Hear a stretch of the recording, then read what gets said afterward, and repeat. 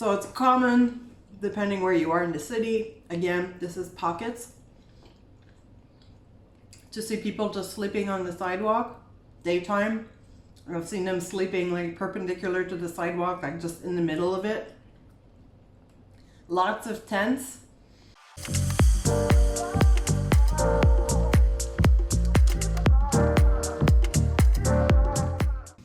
So glad you could join me for dinner. Not sure when in the series I'm going to publish this one, but it will be following my outing in Chinatown in case the order is wrong. So if you want to check out that Chinatown video, make sure to check it out. And we're going to do mini mukbang. Actually, it's clickbait mukbang because I'm only going to have a couple of bites because I'm not that hungry. But we're going to be eating some of the lovely things I got in Chinatown at the supposedly best dim sum and pork bao in Chinatown. I forget the name, so I'm going to put it down here. And also we've got some fortune cookies, and we'll give one taste to the Ghirardelli chocolate bars. And I also want to address my impressions of San Francisco in this video, including the bad side, because it's definitely present and I'm not used to it. So I think, you know, it might be good for you to be forewarned if you do decide to come to San Francisco. Not that it would stop me in any way from coming. All right, so let's get started into this conversation. I was here in San Francisco like 3 times about 20 years ago. So things have changed.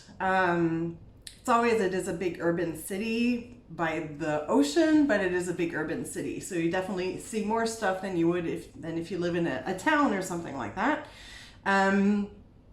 So my friends that I'm staying at, they're in the Mission District, which is the Latin area. Not that it has anything to do with the fact that it's a Latin area, but it's a little more intense in this neighborhood. I've noticed it as well in a couple of other neighborhoods.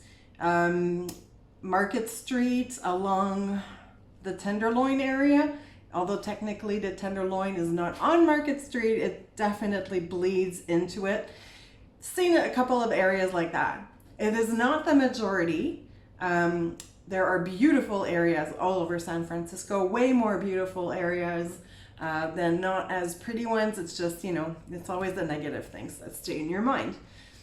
Before I go into the ugly of San Francisco, I'm gonna actually have a bite because otherwise I'm just gonna talk and not eat. So this is a dim sum. At that time, they close at 6 p.m. and there's waits. So this is what was left, but this is a shrimp and chive dim sum. Oh, it's really good.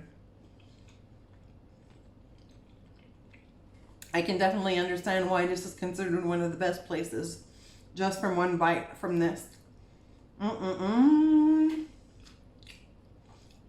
It's really, really good. So I want to start off by saying San Francisco is gorgeous. It's a metropolitan city. I arrived in the Mission when I got here, so I got maybe not as pretty of a view at night also.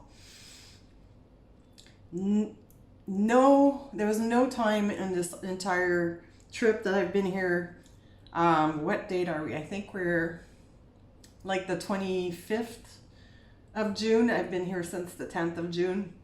Never, ever, ever, ever have I felt in danger in any way at all. People are really nice.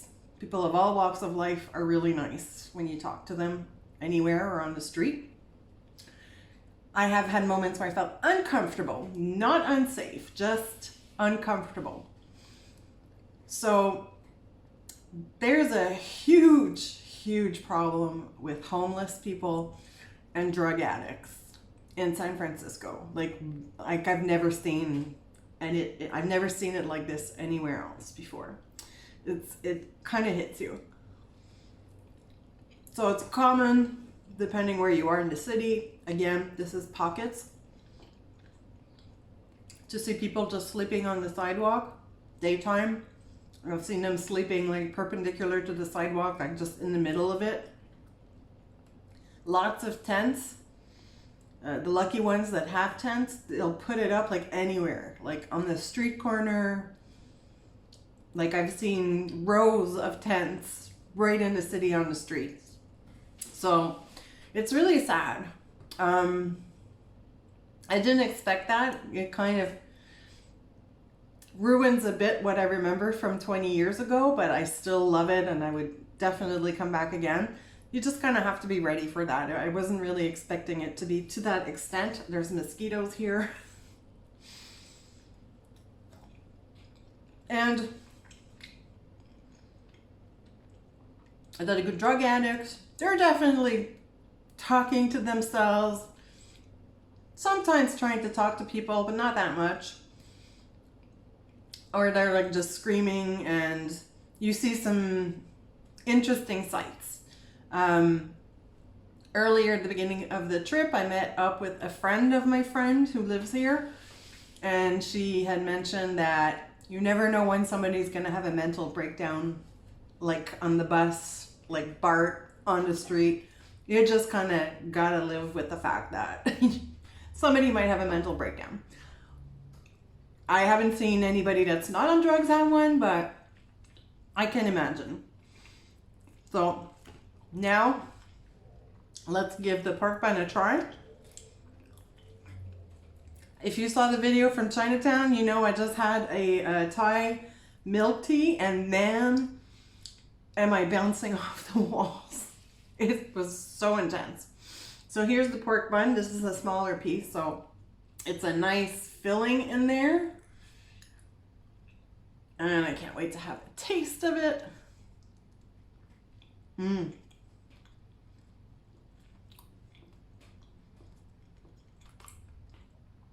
It's got some sweetness, which is nice. It's kind of like a sweet sour kind of situation. It's really good.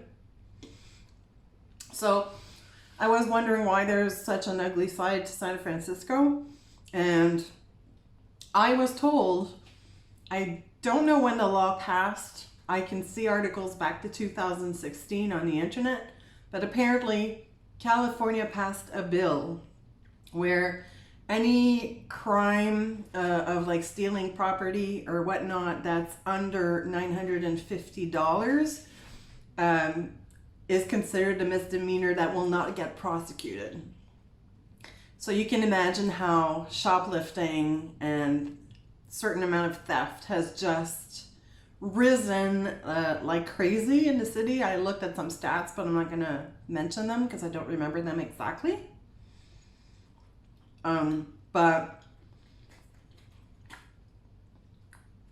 that's not going to help get rid of the homeless and the crime, because they can just get away with stealing stuff as long as it's not too expensive.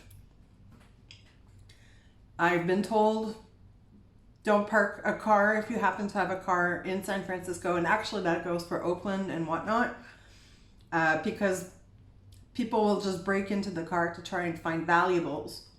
2 different people told me that there was a point where people just left the windows down and unlocked and just put a piece of paper inside the car saying, there's nothing of value here, like don't bother. So there doesn't seem to be crime against the cars, just people breaking into them to see if there's something in the car. Another thing that was really, really shocking that I only saw in San Francisco, outside I didn't see that, but when you go to the drugstore,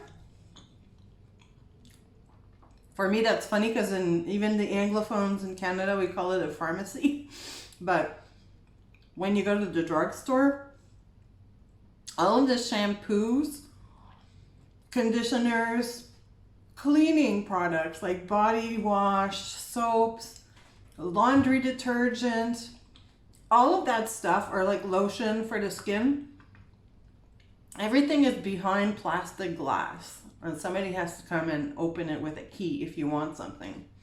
That really, really shocked me quite a bit.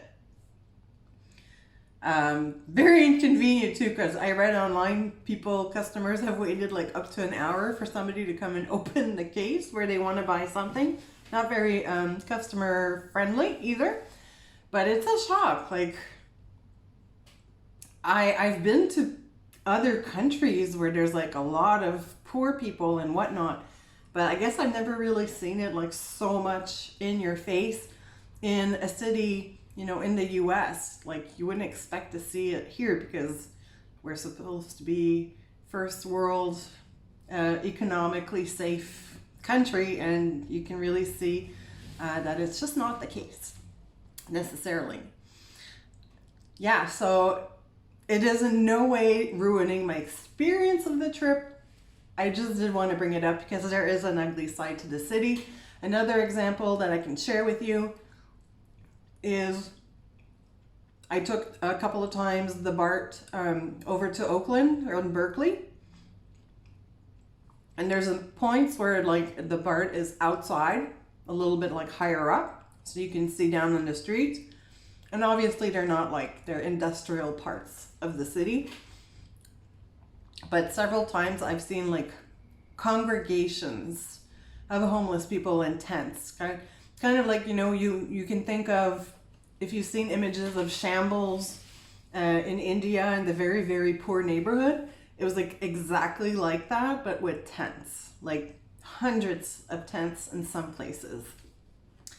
So yeah, I wish something could be done about it. I know with COVID and everything, although we are more or less at the end, hopefully, there's just been no resources. That's one of the big problems. Like budgets have been cut and there's very little resources to help these people. Maybe some would be able to get back on their feet if they had a chance. I think a lot of them have mental issues, have had depressions or other mental conditions that they might have been diagnosed, and they're just, I understand these people that are in this situation might not even realize that they can't get help. I don't know. What do you think? Like, what do you think we should do? I think we have to treat them just as much as humans, because most people, I don't think they treat them so much as humans. They treat them like animals a bit more, but they are humans. So they should be treated that way and helped. I do want to say one positive story. I can't remember if I mentioned it on a video or not already, but this is when like I just arrived. There's so many mosquitoes. So just a few blocks from where I'm staying, again, I'm in the Mission. I was crossing the street where there's actually like just a couple streets from here. There are about 3 or 4 tents on the street corner. As I crossed the street, I had my sunglasses like down here. It was very windy and I didn't even notice that the sunglasses fell out. Across the street, there were 2 homeless people, like regular, because they're always there, had called out to me and told me, oh, you dropped your glasses. And that's another thing. People who are doing stops, if you're crossing, they're like, you know, as soon as you're almost past, they're already have their foot on the accelerator. So be careful. Kind of the first time I realized that, because my instinct was to stop and turn around and look on the street, and then that's when I noticed a car and like it had to re-brake not to hit me. So watch it when you cross the streets here. So then I saw the glasses on the ground and I saw the car, and my reflex is, okay, save yourself, back up and let the car go. Not thinking that the car might run over my sunglasses. Well, that's what happened. The car ran over my sunglasses, and my 2 new friends that live in the tents actually started screaming at the driver and like trying to protect my sunglasses. And then the car kind of like broke and hesitated. I'm not sure if the driver even realized what was happening, but they were very like hesitant and they weren't like just speeding off. But I didn't notice that the glasses were broken from the angle I was at, but the homeless did. So they really, like when the car turned a corner and started driving off, like they were screaming at the car to stop and come back, which did not happen. So I went back and I picked them up and I realized, yeah, one side was like completely crushed. And they said, oh, you know, you broke your glasses and maybe you can fix it. But like one side was totally fine. The other side, like the lens popped out and the metal frame was like crushed. So I crossed the street towards them, which is where I was going. And they came up to me and they were literally taking the glasses and trying to help me figure out how I could fix them and use them again, which I thought was incredibly sweet. But they were really like beyond repair. And stupid me, like really, I said, oh, don't worry about it. They were really cheap. I'll just get a new pair. And then I thought, I've just said this to people who have like no money. I felt so stupid, but they did not react or anything. So that was nice. Maybe they didn't connect, but like I felt so stupid saying that. And they're like, okay, well, you know, take care. Hope you find some new glasses, and said, thank you very much. And walked on my way and made it home. I'm having another dim sum. They are really, really good. Next morning, I just walked like on the opposite direction where they were. And one of them recognized me. And it was like, he was like, hey, good morning. Across the street, and I was like, oh, I thought that was so sweet. I was like, good morning. Like, you remembered me, and I thought that was really sweet. So I like to think that I've made a homeless friend in the neighborhood where I am. So it goes back to a bit what I was saying earlier. It might be shocking to see it, but they are really nice. Like, unless you really hit a drug addict, and that I would avoid talking to them. But besides that, they're really nice people. We're just trying to help if they can. So I really, really appreciate that. Very yummy. They're really good. So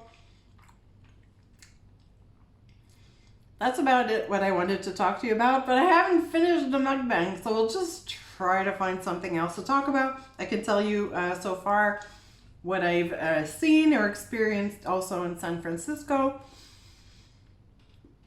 Because I've been here before and several times, I didn't feel like going out and doing the super touristy stuff. Today was the only day, like in 2 weeks, that I've done something more touristy.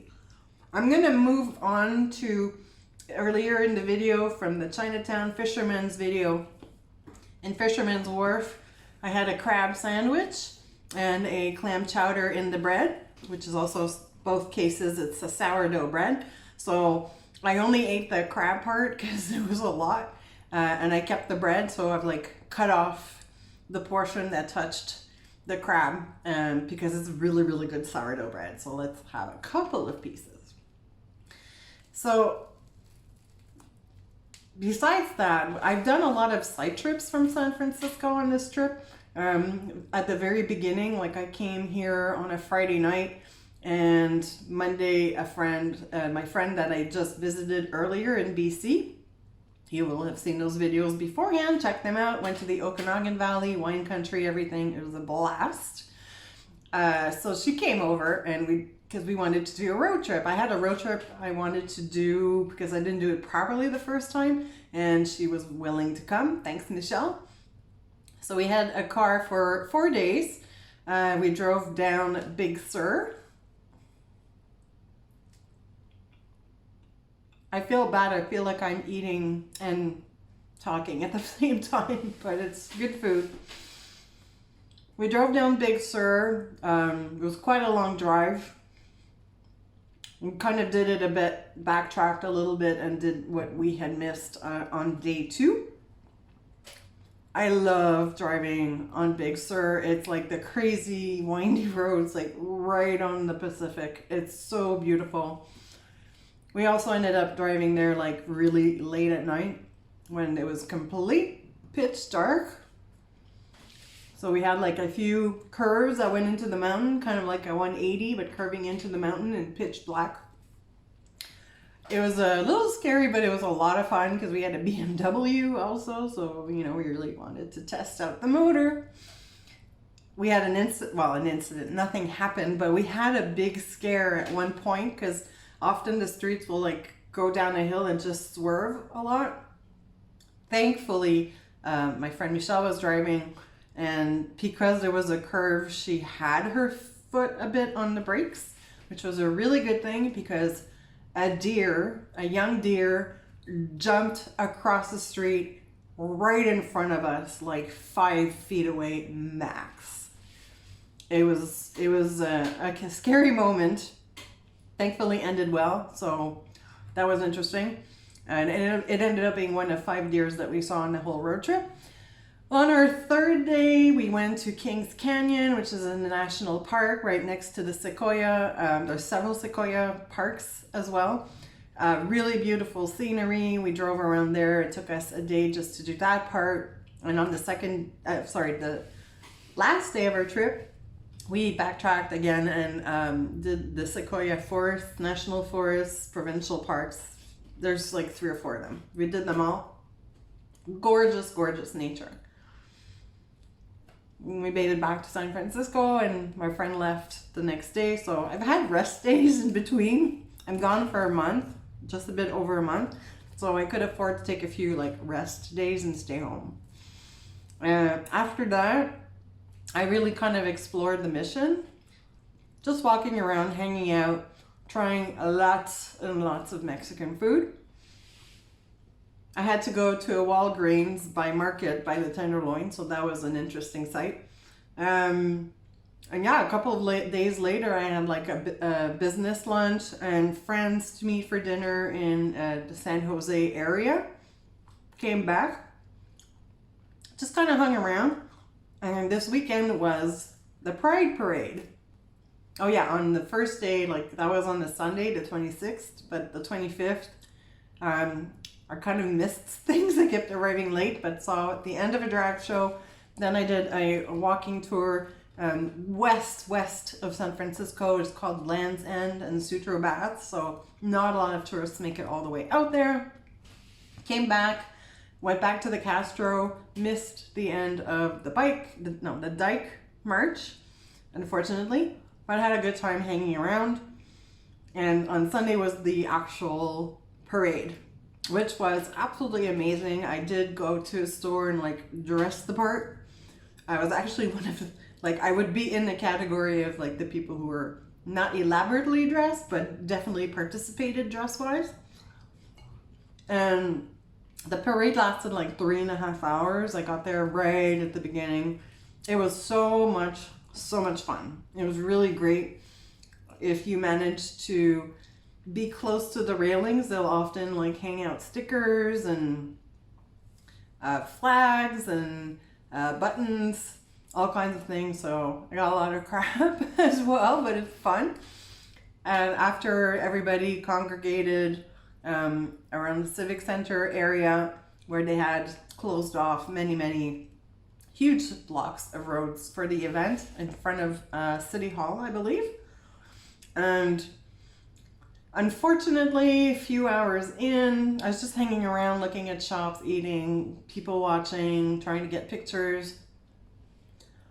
And at some point, I guess it was about 5 p.m., some people started running, like right next to me. It was a small group, but they were like, I didn't know if they committed a crime and they were running away, but they seemed like really panicked. And then the next thing I know, a huge crowd started running. And when I turned around and saw the big open space, like people were running, and I'm like, oh my God, I'm in the US and I'm in a shooter situation. Very scary. It was really scary. I don't know if it's a good thing or not, but my reaction in situations like that is not to follow the herd. I don't know if it's a good thing or not, but I decided I ran a little bit by instinct, and then I stopped and I went behind like a building, thinking that if I kind of end up being behind whoever's committing this fear, I'll be okay. Well, let me know, what do you think? Is that a good thing or a bad thing? I find running with the crowd just makes you a target.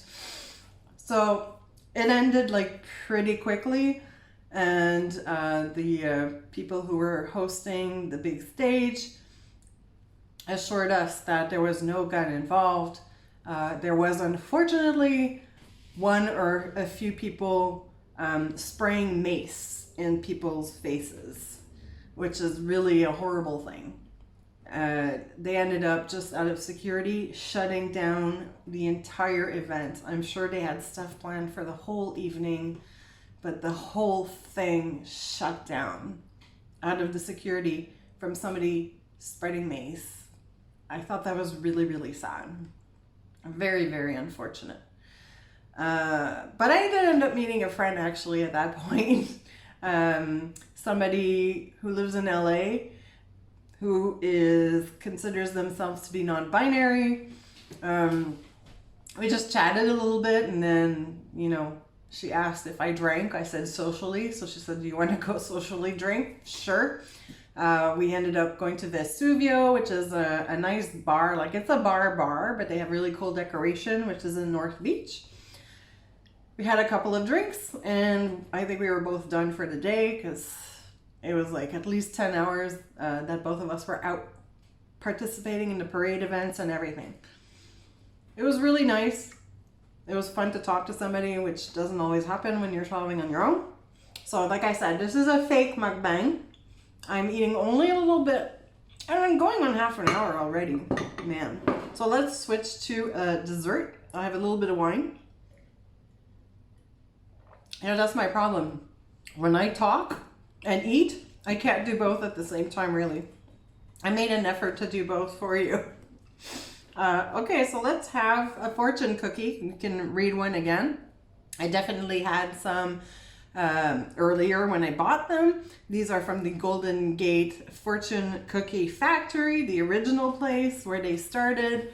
I had to get a bag, but I kind of only kept the matcha ones. They gave me a cute bag that you can keep, like one of those totes.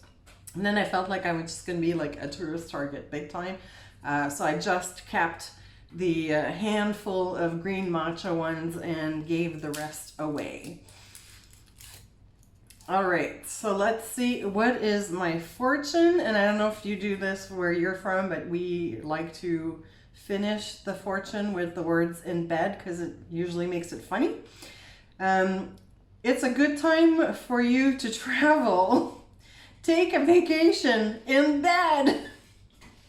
Okay, it's not as funny or like sounding pervert or something as others, but it's kind of really true because I am having a good time traveling, and I am taking time off during my travels, so that's kind of really funny. I'm gonna have a cookie now. Let's just have a quick one. I actually am a lot more polite and proper when I eat normally. So usually with my friends back home, if we're a group, or like pre-COVID, we would go to Chinese restaurants where we share all the dishes. We have started this tradition where everybody opens a fortune cookie and we read it one after the other, and using the in bed at the end. And whoever is voted to have the funniest gets to take home the leftovers. We always have fun doing that. So what else am I going to do here? Mostly accomplished the bigger things. I did take a few free walking tours. You may have seen it in other videos, or you will. They're called San Francisco City Guides. I've taken 3 so far, and I have 1 more planned. It's been hit or miss. It is volunteers, so they are like people who do it because they're passionate about it. Some have less enthusiasm levels than I would have liked, but it is free walks. They do ask for a donation, but they are free walks. So still, they were very informative. The one I liked was the Castro. Yeah, I did that one on another day. I forgot. And then I did one on Land's End and the Sutro Bath. Today I did one in Fisherman's Wharf. I was going to do a Chinatown one, but I decided to explore it on my own. Next 2 days I'm supposed to stay home and work. Tomorrow's supposed to be a really nice sunny day, like the only one without a cloud in the sky. I'm kind of tempted to go take the ferry across under the Golden Gate Bridge. Not a tour, it's really a ferry. We'll see. For sure, July 1st, I'm doing a Mission Murals walk tour. Although it is the area and I've probably seen a lot of the murals, there's going to be some that I haven't seen yet. Looking forward to that, or at least getting an explanation behind them. The Mission is awesome. Like, there's murals a bit everywhere in the city, lots in Chinatown, but the murals in the Mission district are really, really fun. They're really cool. I have one out of the city trip left. I don't know if you've ever tried Turo.com. It's like Airbnb but for cars, so it's like individual people renting out their car. I've never done it before, but this is going to be my 4th rental here on the trip, and I've been really, really enjoying it. It's cheaper than renting an actual car most of the time. So it gave me an opportunity to try cars that would be really expensive to rent normally, and just like have them for about $100 a day. So I rented one both in BC and for the road trip with my friend Michelle. Both of those times I got a BMW. I want one. It's still just the Series 3 sedan model, but I want one. Oh, I'm gonna break the chocolate open. We'll just finish a little bite of dessert and let you go. So I got the raspberry one because I love chocolate and raspberry. I got the dark chocolate and sea salt. The one I'm going to try right now is cherry almond, which is, I mean, it's a combination you get, but I've never seen it in a bar like this, so I really, really wanted to try it. I'm going to be going for just a day. I wanted to go on Highway 1, but north of San Francisco, towards like Point Reyes National Park, and there's other things to see along the way. I'm going to have some chocolate. Also, hopefully I'll have enough time to just swing by maybe Sonoma, because I remember last time I was here, I did Sonoma and Napa, and I preferred the ones from Sonoma. It's going to be like a 6-hour day of driving, but it's going to be over the whole day, and I'm going to be stopping and doing stuff. Really looking forward to it. Gotta taste the chocolate. Oh, you can really taste the cherries, actually. It's actually really good. So if you have a chance to try the almond cherry Ghirardelli dark chocolate bar, highly recommend. For that trip, I am super excited. Yeah, so as I said, I got 2 Mercedes. The trip I went to San Jose, I got a Fiat, which I know is not like a big sports car. I was curious to try it. Terrible road trip car, personally, in my opinion. Really bad in hills or picking up speed on the highway. Don't recommend. But this time, for a reasonable price, and I can actually walk to the pickup point from where I am, I'm getting a blue convertible Mustang. I cannot wait to get my hands on the car. It's going to be so awesome. It's like, the Fiat was convertible. I've always wanted to drive a convertible car. Actually, I've never driven a convertible car before in my life, but I've always dreamed to have one going along the ocean in California.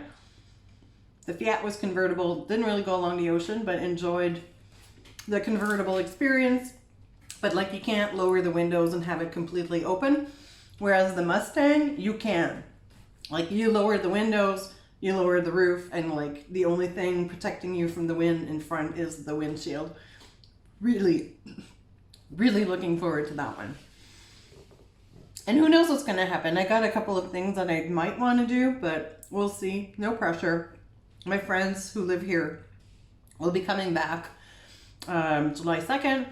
So I'm spending a few days with them. I'll be here for 4th of July, and I start my way back home July 5th.